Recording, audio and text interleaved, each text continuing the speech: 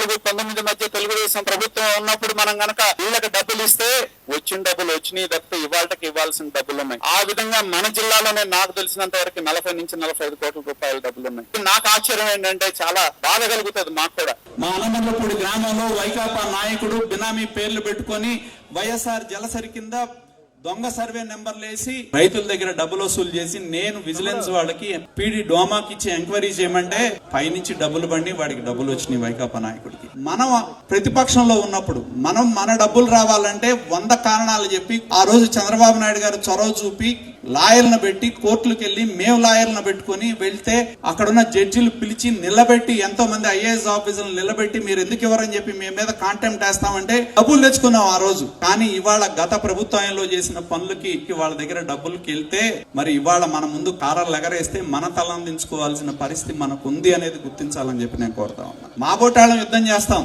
కానీ చాలా మంది ఎందుకంటే 14-19 మధ్య పనిచేసిన మన కార్యకర్తలు ఆర్థికంగా తీవ్రంగా నష్టపోయారు. కానీ ఇవాళ గత ప్రభుత్వంలో చేసిన వాటికి డబ్బులు వస్తే మరి అది వాళ్ళకి మనం ఎదుర్కొన్న ఇబ్బంది వాళ్ళు ఎదుర్కోవట్లా మళ్ళీ రేపు రాజకీయానికి ఎదురొస్తారనేది కూడా గుర్తుంచుకోవాలని చెప్పి నేను కోరుతా ఉన్నాను. మరి డబ్బులు బండి ఏంట్రా బాబు అంటే పైనుంచి కింద దాకా లక్షల రూపాయల డబ్బులు ఇచ్చామని చెప్పి చెప్తున్నారు. మేమైతే చేస్తాం, ఏదో రకంగా ఇరికిస్తాం. ఎవరు డబ్బులు తీసుకున్నాడో ఎవరు తీసుకున్నారో ఆ అధికారితో తీసుకొచ్చి నడి రోడ్డు మీద నిలబెట్టే సత్తా మాకుంది. కానీ నేను కోరేది ఒకటే, సామాన్యమైన కార్యకర్త గురించి నాయకుడి గురించి ఆలోచన చేయమని చెప్పి నేను విజ్ఞప్తి చేస్తా ఉన్నాను.